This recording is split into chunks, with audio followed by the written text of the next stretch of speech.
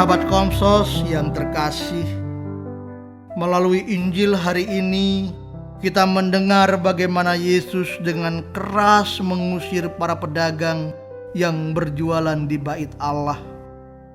Ia hendak menegaskan bahwa bait Allah seharusnya menjadi tempat berdoa dan beribadah, bukan tempat untuk mencari keuntungan. Sekaligus menjadi kritik terhadap komersialisasi agama dan penyalahgunaan bait Allah yang tidak sesuai dengan fungsi utamanya. Dari sikap dan tindakan Yesus ini, kita dapat belajar bahwa kita perlu bertindak menyuarakan kebenaran ketika dihadapkan kekeliruan dan kesalahan. Kita diajak untuk menjadi orang yang peka terhadap situasi, memiliki prioritas nilai dan moral, serta mampu meluruskan yang bengkok dan membiasakan yang benar, bukan membenarkan yang biasa.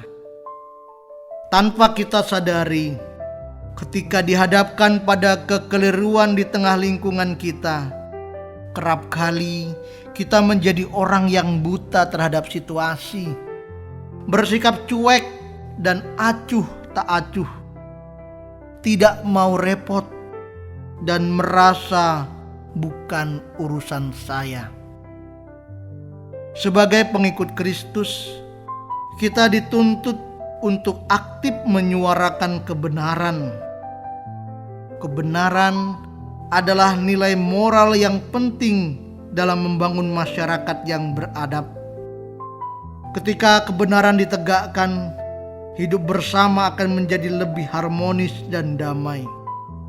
Barangkali sekadar menegur seorang gembala yang kurang setia dalam pelayanan, menegur tetangga yang rumahnya selalu dijadikan sebagai tempat judi, atau contoh tindakan yang lain, bukanlah sesuatu pekerjaan yang namun kadang enggan kita lakukan.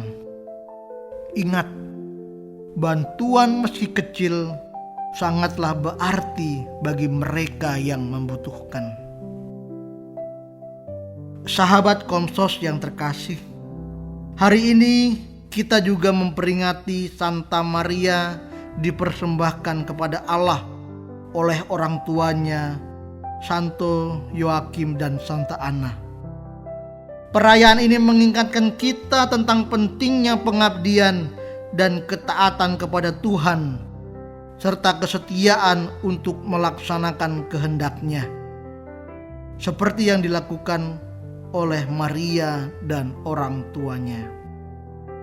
Ketaatan kepada Tuhan memberi kekuatan bagi kita untuk berani menyuarakan kebenaran seperti yang dilakukan oleh Yesus. Mengapa demikian? Sebab Ia tahu prioritas utama perutusannya adalah untuk melakukan kehendak Bapanya, Sang Sumber kebenaran sejati. Kita tidak akan takut menyuarakan kebenaran, sebab kita yakin kuasa Tuhan menyertai kita. Bahkan ketika reaksi negatif menerpa langkah hidup kita. Semoga Tuhan memampukan kita untuk terus berani menyuarakan kebenaran. Tuhan memberkati.